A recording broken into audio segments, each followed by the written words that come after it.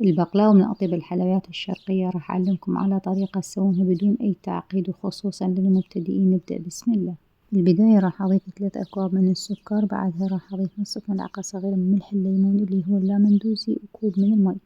راح أرفع المكونات على النار، ما راح ياخذ من عندي وقت، 5 دقائق وتكون عندي جاهزة.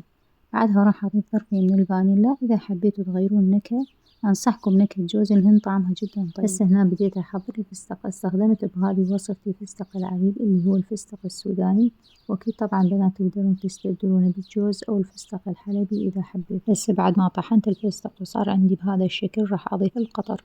ملاحظة بنات، كمية القطر اللي يضيفونه حسب كمية الفستق اللي تستخدمونها، بمعنى تضيفون القطر للفستق إلى أن يكون قوام الفستق متماسك معكم مثل ما تلاحظون بالفيديو. وبوصفتي هذه استخدمت الزبدة. عندنا قالبين من الزبدة ذوبتهم بالميكرويف، وبعدها ضفت لهم 6 ملاعق كبيرة من الزيت. أنا بهذه الوصفة ضاعفت المقادير. إذا حبيتوا تسوون نصف الكمية اللي أنا مسويتها تضيفون قالب من الزبدة و3 ملاعق كبيرة من الزيت.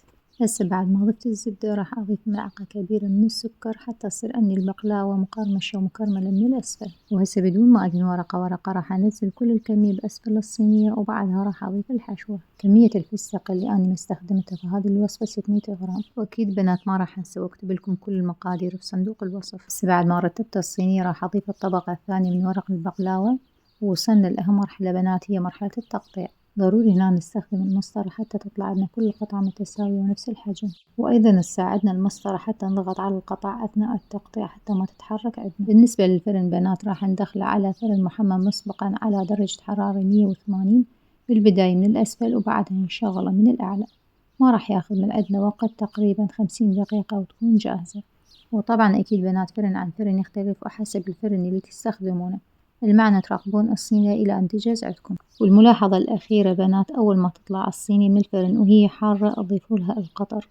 هذه نهاية وصفتنا جدا بسيطة، مثل ما قلت لكم بداية الفيديو مو معقدة. جربوها أكيد راح تحبونها. في أمان الله.